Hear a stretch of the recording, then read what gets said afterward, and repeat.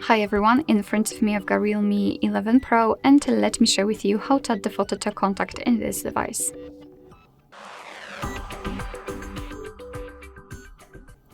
So let's start with opening your contact list.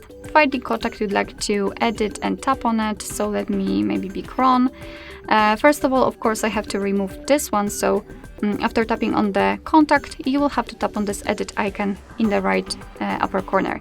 Let me quickly remove the photo. And as you can see, this is what you will see after entering the contact without the photo.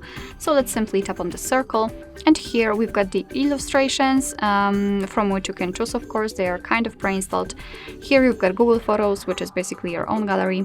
And device photos, you can again enter the gallery or pick the camera app, so your device will open the camera and you will be able to check to take the photo of the person who's right in front of you. Up to you which option you want to. I will pick the gallery. Let's find the photo we'd like to use.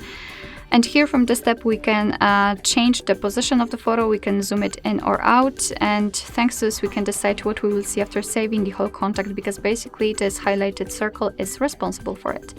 So if you're happy with your choice, just tap on choose. As you can see, it will immediately appear in the circle, so tap on save in the right upper corner.